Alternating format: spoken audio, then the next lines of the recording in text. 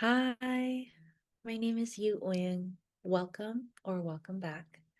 I'm really happy to connect with you in this space, and I just wanted to say thank you. It's been such a joy to record these videos and to share them in the world, and it's really been healing, even though it's been a little bit nerve-wracking as well. So I wanted to start with a quick practice. And for this practice, I was hoping that we could ground.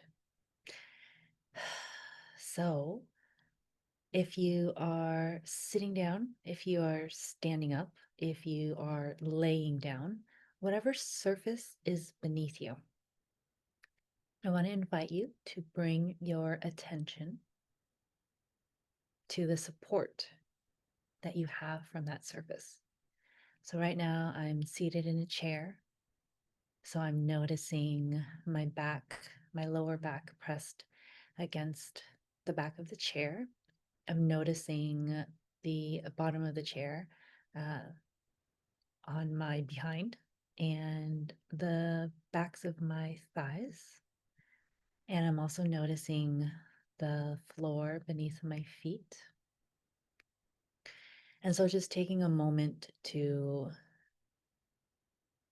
really notice, and perhaps with your next exhale, allowing yourself to feel that support, to let go of maybe a little bit of grasping, maybe just to allow yourself to be held. Sometimes this quick practice helps me when I'm feeling overwhelmed, when I'm feeling like there's way too much going on, if I don't feel supported. And I can remind myself that I have the support of the earth. And sometimes the earth is the floor of the building or the room that I'm in. And being able to allow myself to really be aware of that. So, just another tool if you'd like to add it to your toolbox or your playlist. Thanks. So, I'm recording this a little bit early, but I'm scheduled to post it on Monday, October 13th. And I am mentioning this because today is, or the 13th, is the memorial of my father's physical transition. And so I know that I've mentioned him in previous videos, and I just wanted to take a moment to hold space for him and to hold space for anyone out there who has lost someone, whether it was physically or just the end of a relationship. I learned the hard way that grieving must be done. So let me just pause here, use one of my practices. I want to pause, and if there are any emotions coming up for you, please take good care of yourself. If you have the capacity to sit with any grief or any other emotions that are coming up in thinking about the loss of someone, please honor yourself. And if you don't have that capacity, please consider coming back another time, maybe doing something else to support yourself as best as you can. So, my father. I guess I can share a little bit about what it was like growing up with my dad and what it was like as an adult with my dad. And I feel like I've talked about the grief, but maybe I can mention it briefly. I am the youngest of three, and my parents and my oldest brothers, my two older brothers, uh, were refugees. They left Vietnam after the communists took over and they had to sort of find their way out. And they came to the US a year before I was born. And as a kid, I don't know. I mean, my mom tells me that my dad changed my diapers and like if I threw up, like he cleaned up after me. I don't remember that part because I didn't have conscious memory. I was, hmm, there are stories from being a toddler. Again, don't have conscious memory, where I think we had gone to a swap meet and we were leaving to go home and we were in the parking lot going to the car.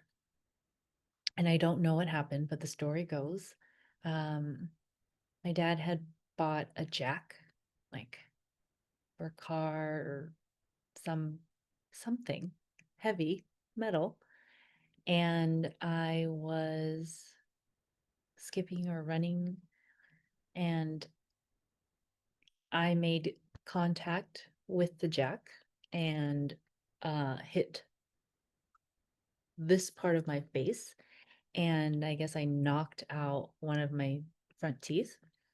Um, and my brothers tell me that my dad was laughing. Like, I don't know. He was laughing. Um, I I was hearing them say that, I knocked it out and you could like see like the nerve or I don't know, something was happening. There's a lot of blood and um so that was a story. And then another story, I guess I had kept up using my baby bottle for a long time. And he had heard, this is the story that my father told me. My father had heard that it wasn't good for my teeth if I were to continue to use the baby bottle. So he took the baby bottle from me. I might have been, I don't know, two or three, maybe three. And he took the bottle, he took it out into the backyard, and he threw it into the base of a tree trunk. And then he like took something and he smashed it in front of me. And I don't have conscious memory of that. But um I know I was sad. There are accounts of me crying. Um, so that was part of it. And then as my dad was able to learn English and learn how to drive and um, find opportunities for work, he had studied in school. I think he was in university or college, learning about like political science. And then coming here, he took up carpentry, um, electricity, plumbing, just different trades. And as I got older, he was working more and more out of the home. And so as I have had conscious memory, I just remember him coming home after I got home from school, several hours. It was usually dark. And when he was home, um, he didn't have a lot to say, and we didn't have a lot to talk about. And I think one of the things that also is helpful to mention is that my my primary language, the first language that I learned was Vietnamese. But once I started to go to school, I went to preschool and then kindergarten. English became my dominant language, and Vietnamese was my parents' primary language. And so I I had trouble expressing myself because of the language barrier. Hmm. I'm trying to think. What was it like? And then, as like kids, we're just learning and doing things. I had some neighborhood friends, and I would go over to their house, and then um, I would get in trouble for coming back too late or not coming back when they expected me, which I'm not sure if I knew what time that was. And so um, there's a Vietnamese punishment where you are asked to kneel on a hard surface. So I would go into the kitchen where we had tiles, and then I'd have to kneel and face the wall and like cross my arms in front of me until I was released. And that was one of the things that I experienced when I got in trouble. And um, there are other things as well, but I guess I didn't have much of a relationship with my father. We did some family outings. Maybe if it was really hot, we lived a little bit closer inland, so we would drive out closer to the coast and maybe go to the park or go to the beach. My father taught me how to swim at the ocean. Um, and then I think as a tween, when I was a sixth grader, I remember I had already gone through puberty, and my dad had made a comment about my body, and he was like, "Oh, you have the thighs of a whale. Was it a whale or was it an elephant?" Oh, okay, elephant. Elephant thighs. Okay. And so I became very self-conscious about my legs and my body. Um, and I guess I'm trying to paint a picture of the memories that I have with my dad. Okay, growing up with him. Then I don't really remember much in high school. I was studying more, he was working more. Maybe we would, you know, have dinners sometimes. I think we stopped eating together as a family at some point. My oldest brother is 5 years older than me, so he'd gone off to college by the time I was in eighth grade. And then my middle brother is 3 years older than me. So he had gone away to college when I was a sophomore. Um, so then when I went to college, my my dad and my mom would take me to campus and then pick me up, or somebody else would pick me up. But there was some driving back and forth until I was comfortable driving. So that was some of the ways that I connected. And then when I came home, we might do like family dinners or meals, like going out. And then I guess one of the other constants that we experienced together was for Lunar New Year, for Chinese New Year. We would go to temples. And so that was usually whoever was home, everybody would just go to the temples. And so I was usually home, and I'd usually go with my parents and whichever other sibling was around. So I think in college, I was in a relationship, and I I don't think he had my partner didn't have any much to say to my family, and my dad didn't really have much to say to him. They were kind of similar, to be honest, but they didn't have anything to say to each other. So I think that was, yeah, difficult, like 6 years of navigating that relationship, and then to figure out like the dynamics between family. So then afterwards, I moved away. Um, I spent a few months living in Hawaii on the island of Oahu, and I had gone back to visit for Thanksgiving. And my dad had pulled me aside at some point, and he said, "You are my last hope for one of my children to get a master's degree. I really want you to get a master's degree. And so I thought about it. I made the decision that I was going to apply, but it made more sense for me to move back to California where I still had residency, so I wouldn't have to pay out of state fees. So I came back and then I was applying for a program and I decided not to finish and go through with the application because my ex's mother had passed away and I just wasn't convinced that that was the road for me. So I'm getting older, I'm going into the workforce, and I can't remember when it was, but I would start to ask my dad when he came home from work, "Hi, Dad, how are you?" And one of the things that I should mention is that my dad used humor as a way to get by. And it was a way for him to interact with people if he didn't feel like interacting with people. It was a way to interact with people if he was having trouble interacting with people. It was a way for him to break the ice.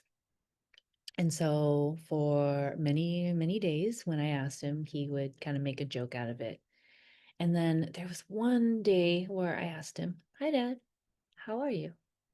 And then he paused and he sort of just vented. And he was like, "Oh, it's so stressful, this and that and that and this." And I was like, "Oh, I'm sorry to hear, Dad," in Vietnamese. And so I think that was sort of, it was a significant change. And I would, um, I would start a position where I had to drive a lot. It was like lots of driving throughout the week, depending on what events I was attending. And I got into the habit of calling people when I was driving. And so when I was driving during the day, I would sometimes call my dad. And so when I first did this, I'd call and he'd be like, "What's wrong?" First thing out of his mouth. No hello, no hi. I would say, "Hi, Dad. I'm just calling you because I'm driving and I want to see what you're doing."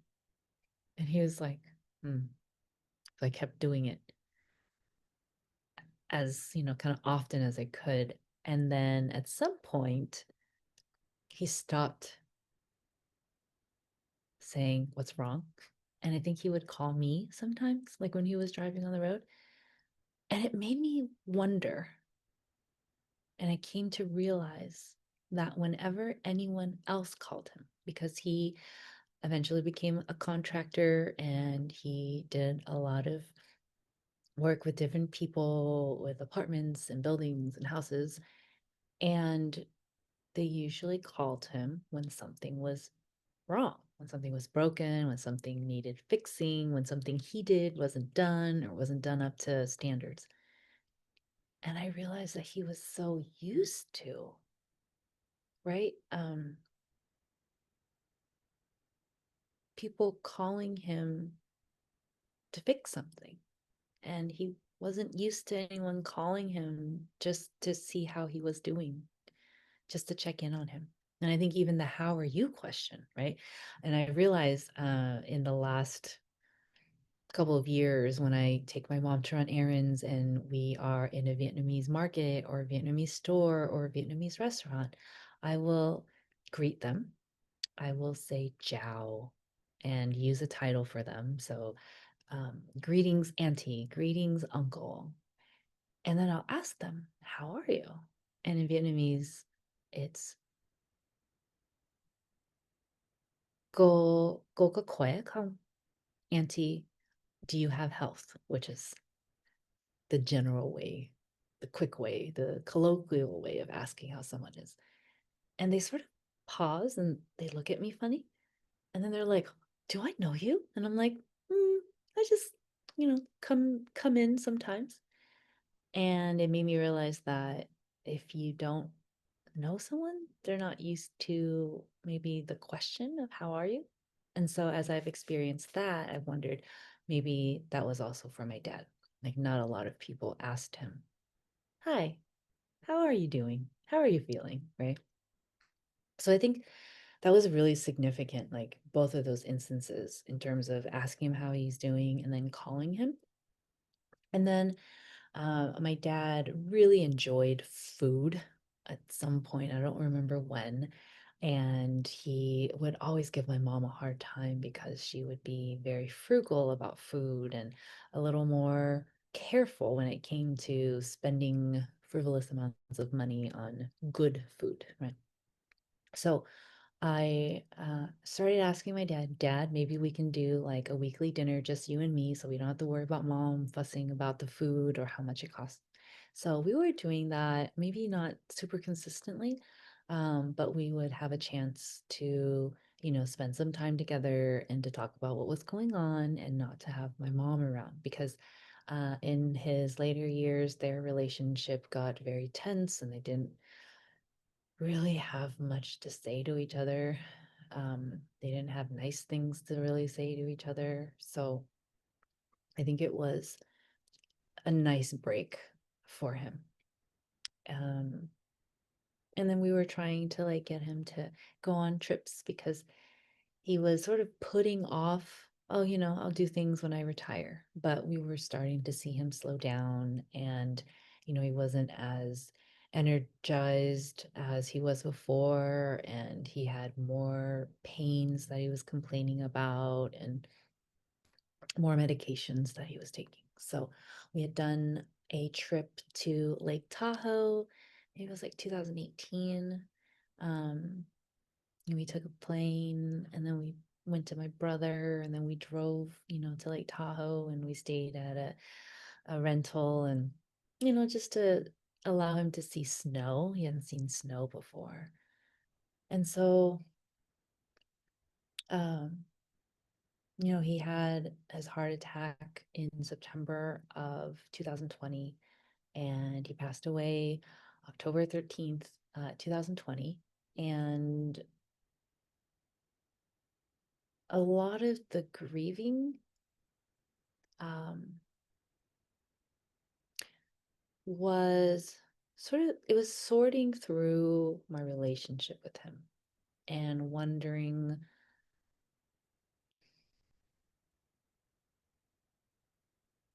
maybe reconciling like the kind of daughter that I thought that I was, the kind of daughter that I thought maybe he wanted or expected. There was a reckoning with, he and my mom had made the decision to leave everything in Vietnam, for a chance of more, for a chance to give their family, their children, more opportunities and more possibilities. Um, Maybe for the American dream. And so I know I was having trouble because I have never really subscribed to the American dream and to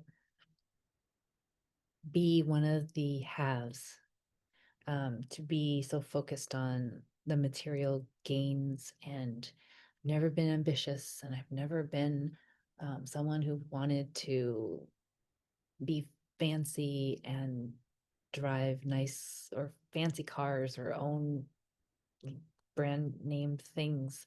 Um,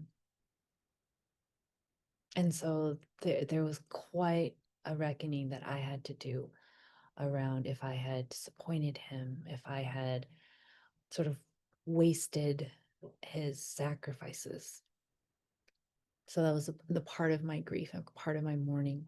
Um, I mean, even when he was sick, sort of he was still working. And so what did that mean for our household? And then, when he passed away, I I wasn't expecting it. I was following the doctor's orders about what kind of foods, to prepare for him to make sure that he had a low sodium diet and low fat diet so that he could extend his years.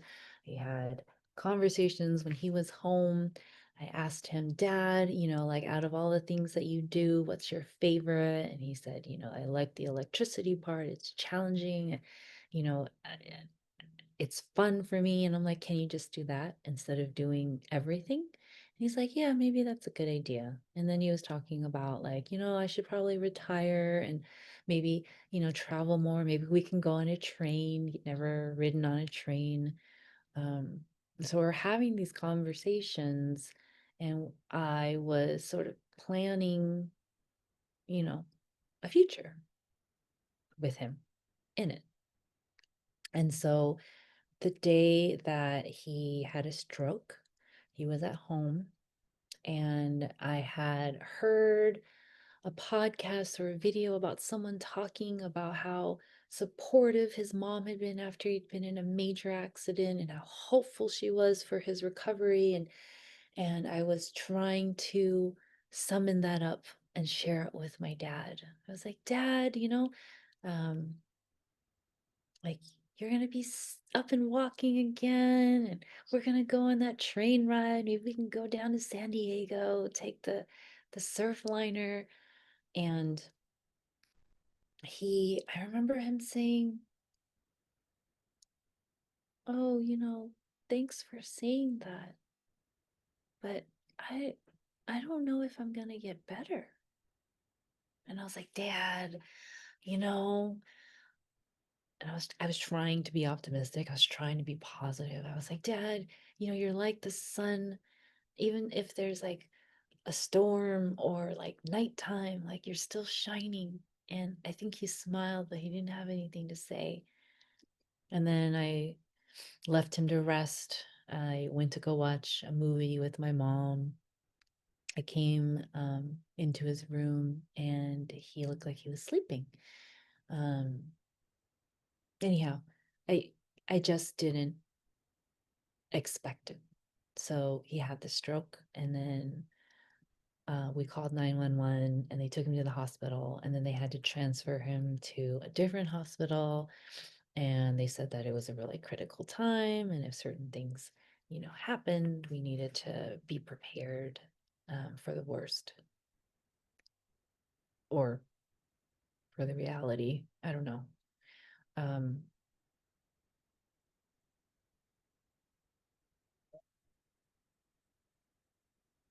I guess, hmm, and I've talked about my grief journey and some of the things that supported me, and I don't want to belabor that right now, but the biggest thing was that I let myself grieve, right? And I mentioned this when I started this video about the loss of a relationship. It doesn't have to be a physical loss of somebody, but I had gone through a breakup that I wasn't prepared for, that I was not expecting. And I could not imagine what would happen if I let myself feel the sadness. And so I threw myself into work, which always could ask more of me. And I also started to binge watch TV. I remember specifically, I started watching Scandal. I had no interest in it, but it was captivating, and it was long, and I was distracting myself from feeling what I was feeling, because I was worried that if I let myself feel sad, that I was going to fall apart and that I could not continue to show up to work or show up in my relationships with my family and my friends. But that decision eventually caught up with me, and I could see the consequences of not dealing with those emotions, right? So, 2020, I was like, oh gosh, I need to grieve. I need to just, I just, I need to let myself feel, right? And this is before learning a lot of the things that I have been learning. So it was this messy, bumbling, like wreck of a thing. And I guess with COVID, it wasn't so bad because we were still like self-isolating and staying at home, and weren't really going out, and was working remote, and it was a very remote position. I had only the one position. And I remember I had a friend who had lost her father oh, many, many, many years before. And she said, if you need to just throw yourself on your bed and cry, just do it. Just give yourself an hour, give yourself a day, and then pick yourself up and do what you need to do when you need to do it. But I think that was really helpful. And I started to look up different social media accounts who were talking about grief. And I really found solace in those accounts because maybe there's one friend of mine at the time who lost her father a couple of months after. And so, just to be able to kind of support her in figuring out those first steps and then to check in with each other because we were on similar timelines, right? But aside from that, it felt like it was difficult to talk to people about it if they hadn't lost someone physically. And so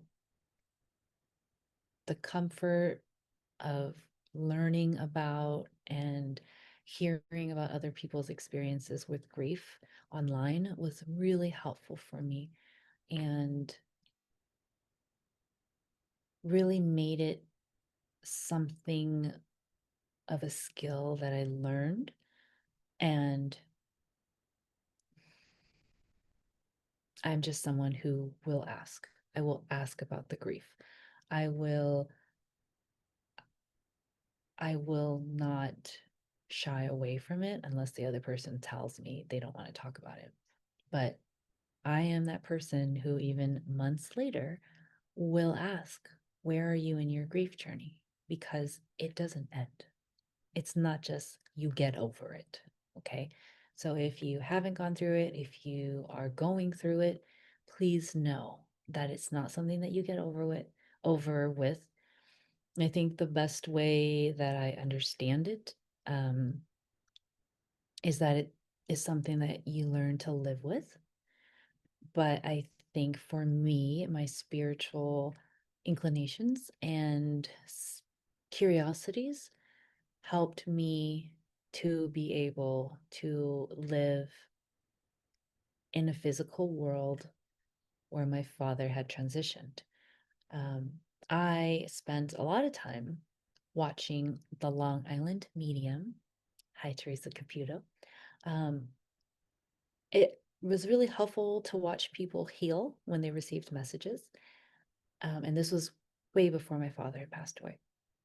But she often talks about how um, just because somebody um, transitions physically doesn't mean that your relationship ends, right? She talks about how your relationship changes from the physical to the spiritual. And so, as somebody who um, spent time developing my spirituality and my spiritual practices, this was comforting. It was really helpful because I can't imagine a universe or a world where when someone physically transitions, they're done, they're gone, that's it. I mean, the thing too with my father is that he is literally a part of me, right? DNA, he gave me his DNA and like I have his features and that. But if a friend, somebody who's not maybe related by blood, the idea of them shifting forms is something that I can live with, is something that feels easier to navigate than they physically transition. Okay, that's it, done. Like, so I really appreciate the framework and the ideas and the beliefs that I have around the afterlife or after someone physically transitions. So I encourage you to maybe explore different things if you're navigating grief, mourning, um, just maybe to consider other possibilities in the case that it supports you and allows you to show up in your life the way that you would like to show up. Um, yeah. So, I'm going to wrap this video. I know that I have been going on. Thank you for witnessing mine and my father's journey. Um, my journey in our relationship after. Oh, maybe I can just say, um, I will often think about him or I will talk out loud to him. Um, I will ask him for support if, maybe I'm having an argument with a family member. I dedicate the merits of my yoga practice to him every time I practice, hoping that wherever he is healthy, he is safe, he is joyful, and very loved. I wish for him that wherever he is, that he feels love and experiences love. And he doesn't feel far away. Sometimes I have to like really be centered to be able to like tune in, and I don't have the gift of mediumship, so I can't communicate with him that way, but just to feel his presence and to believe that he's around and that he's anywhere that I look for him, that helps me.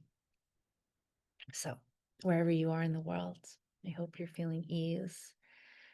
I hope you can allow the support of the chair or the ground or the floor beneath you.